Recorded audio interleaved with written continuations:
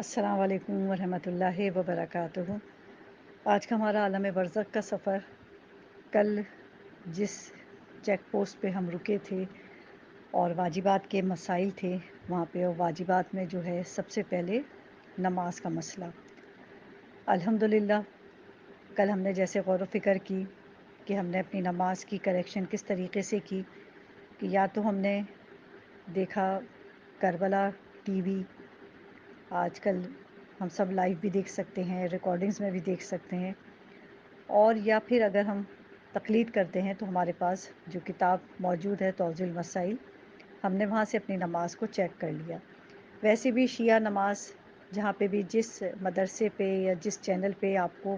اعتماد ہو کہ صحیح ہے، عالم دین ہے، وہاں سے بھی نمازوں کو چیک کیا جا سکتا ہے۔ یہ سوالات تھے تو سوچا اس کو یہاں پہ بیان کر دیا جائے۔ ویسے الحمدللہ اللہ کا یہ بہت احسان اور کرم ہے کہ جو ہمارے بزرگوں نے نمازیں سکھائی ہیں، جیسے ہمارے بزرگ پڑھتے ہوئے آ رہے تھے، ہماری نمازیں ویسی ہی ہیں۔ جو کچھ بھی ہمارے کوئی وضو میں، غسل میں، نمازوں میں گڑبڑ ہیں تو وہ ہم الحمدللہ آج کے دور میں تو بہت آسان ہے کہ اسے ٹھیک کر سکتے ہیں۔ تو ہم اس چیک پوسٹ سے نکلے جہاں پہ بڑی ایک ہمیں جو ہے وحشت سی ہو رہی تھی، گھبراہٹ ہو رہی تھی کہ ایسا کوئی مسئلہ نہ ہو، ایسا کوئی پیپر نہ ہو کہ وہ ہم سے مانگے اور ہمارے پاس موجود نہ ہو۔ تو اللہ کا شکر ہے کہ یہاں سے ہم آگے بڑھتے ہیں۔ اور کل ہم نے یہاں پہ اپنے موضوع کو روکا تھا کہ جب ہم آگے بڑھتے ہیں تو اب ہم اس کی مثال اس طریقے سے دیں گے کہ جیسے ہم پمپس پہ جاتے ہیں، پیٹرول پمپس وغیرہ پہ، تو دیکھتے ہیں نا وہ گاڑی کی کلیننگ کے لیے آ جاتے ہیں جلدی سے، وہ شیشہ صاف ہو رہا ہے اور کپڑا اس پہ گاڑی پہ صفائی کے لیے شروع کر دیتے ہیں، چاہے ہم منع بھی کر رہے ہوں مگر وہ اسٹارٹ کر دیتے ہیں اس کو نا۔ اس طرح ہم نے دیکھا ہے، سگنلز پہ دیکھتے ہیں اکثر اس طریقے سے ہو رہا ہوتا ہے۔ تو اب جو ہماری یہ صبر کی گاڑی آگے بڑھتی ہے، گاڑی کا جب ذہن میں آئے تو ذہن میں رکھیں یہ صبر ہمارے ساتھ ہے مستقل ہر موقع پہ، کہ ہم نے اس سواری کو اس لیے لیا تھا کہ یہ ہمیں کہیں پہ بھی جو ہے پریشانی نہیں ہوگی اس سواری سے۔ تو جب بھی گاڑی ہوگی ذہن میں، سواری جب ذہن میں آئے گی، گاڑی ذہن میں آئے گی، تو وہ ہے صبر کی سواری۔ تو اب ہم جیسے ہی آگے بڑھے اس چیک پوسٹ سے تو یہ گاڑی کے جو ہے صفائی وغیرہ کا کام شروع ہو گیا، اس کو شاور ہونے لگا، اس پہ جو ہے پانی کے چھینٹے ڈالے جا رہے ہیں، صفائی کی جا رہی ہے، جو بھی کچھ معاملات ہوتے ہیں ایک طرح سے سمجھیں کہ باہر سے اس کی سروس ہو گئی۔ تو ہم نے پوچھا کہ بھائی یہ سب کس لیے، ہم نے تو کہا بھی نہیں، آپ سے مانگا بھی نہیں کہ ہمیں یہ سروس چاہیے، مگر پھر بھی تو پتہ یہ چلا کہ اس طرح کے انعامات اور اکرامات جو ہیں وہ ملتے رہیں گے وادی السلام میں، اور وہ اس طرح کی نیکیاں ہوں گی کہ جن کو ہم شاید بہت معمولی سمجھتے تھے۔ دیکھیں کبھی ایسا ہوتا ہے نا کہ ہم کسی نیکی کو بہت معمولی سمجھ کے کرتے ہیں کہ یہ تو بہت چھوٹی سی ہے، معمولی مطلب کہ بہت چھوٹی سی ہے،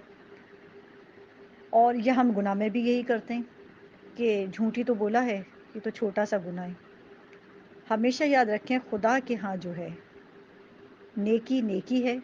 نہ چھوٹی ہے نہ بڑی ہے، گناہ گناہ ہے، نہ چھوٹا ہے نہ بڑا ہے،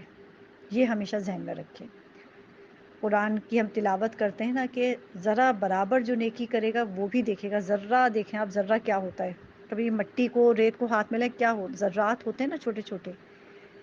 یعنی خدا کہہ رہا ہے اتنی بھی کوئی نیکی کرے گا ان ذرات کے برابر، اس ذرے کے برابر، وہ بھی دیکھے گا، اور بدی کرے گا اس کو بھی دیکھے گا۔ تو ہمیں یہ پتہ چلا کہ یہ بتایا جا رہا ہے کہ اس طرح کے انعامات اور اکرامات جو ہیں ملتے رہیں گے، چاہے آپ نے اس نیکی کو کچھ سمجھا ہو یا نہ سمجھا ہو۔ تو ہمیں تجسس ہوا، ہم نے دنیا کی طرف دیکھا کہ ہم کیا ایسی نیکی کرتے تھے کہ جو یاد نہیں ہے۔ ہم تو بڑے بڑے کاموں کو یاد رکھتے ہیں نا کہ فلاں بچی کی شادی کرا دی، فلاں کو حج پہ بھیجا، فلاں کو زیارت پہ، فلاں اسکول تعمیر کر دیا۔ ہم تو دنیا میں یہی دیکھتے ہیں کہ ہمیں لگتا ہے یہ بہت بڑے کام ہیں،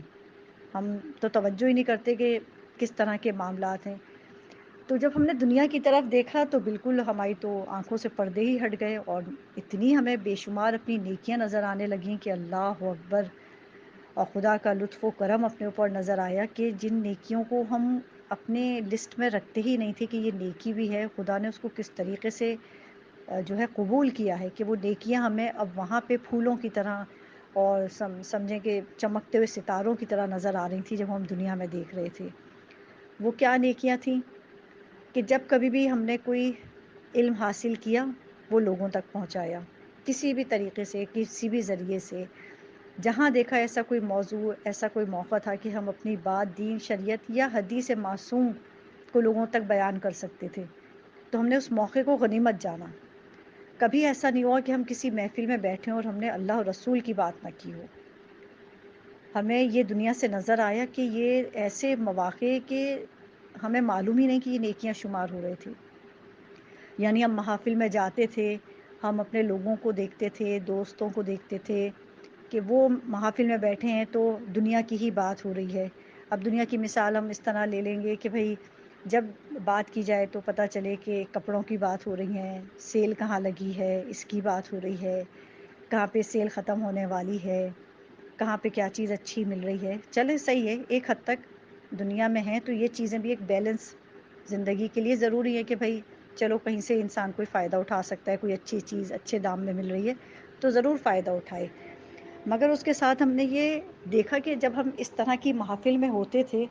تو کبھی ایسا نہیں ہوا کہ ہم صرف دنیا کی ہی بات کر کے اٹھ گئے کہ وہاں یہ اچھا، وہاں وہ برا، اس کی شادی ہونے والی ہے، اس کی شادی ختم ہونے والی ہے، اس کے بچے یہ کر رہے ہیں، اس کا بچہ فیل ہو گیا، اس کا بچہ پاس۔ مطلب دنیا کی بات سے ہٹ کے بھی ہم نے دیکھا کہ ان محافل میں جب ہم ہوتے تھے تو کہیں نہ کہیں رسول خدا کی کوئی حدیث موقع سے، مولا علی کی، بی بی سیدہ کی، کوئی نہ کوئی موقع سے بیان کر دیتے تھے جیسی کسی موقع کو دیکھتے تھے۔ کبھی دوستوں میں بیٹھتے تھے تو امام حسین کے دوست حضرت حبیب ابن مظاہر کا ذکر کرتے تھے کہ خدا ایسے دوست نصیب کرے سب کو کہ مولا حسین نے ایسے ایسے عزیز اور رشتہ داروں، مولا عباس، حضرت علی اکبر اور امام زین العابدین اور بی بی زینب جیسی بہن کے ہوتے ہوئے، اور حضرت علی اکبر جیسے بیٹے کے ہوتے ہوئے، مولا عباس جیسے بھائی ہوتے ہوئے اپنے دوست کو بلایا اور یاد کیا۔ تو کبھی ایسا موقع آیا کہ بھئی دوستوں کی محفل تھی تو حضرت حبیب نے ابن مظاہر کو یاد کر لیا۔ اس طرح کیا ہوا کہ کربلا یاد آ گئی، کربلا تازہ ہو گئی، امام حسین کا نام آ گیا، دل زندہ ہو جاتے ہیں۔ اہل بیت و معصومین کے نام لینے سے شفا حاصل ہوتی ہے، دلوں کے زنگ دور ہوتے ہیں۔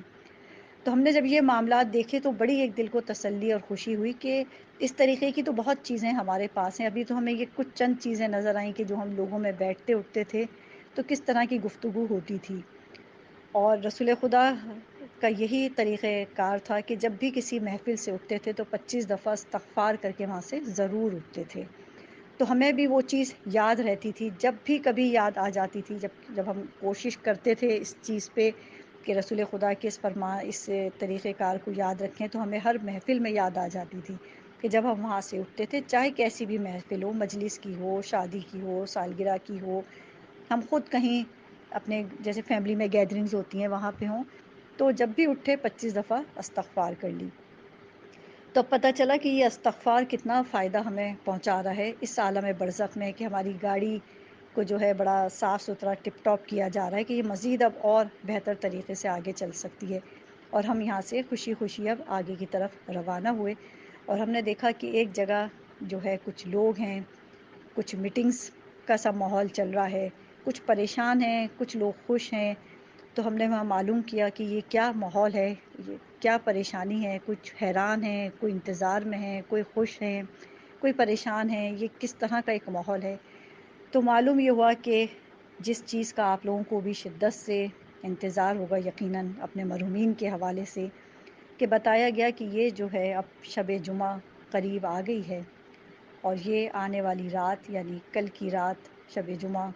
اس کے لیے جو ہے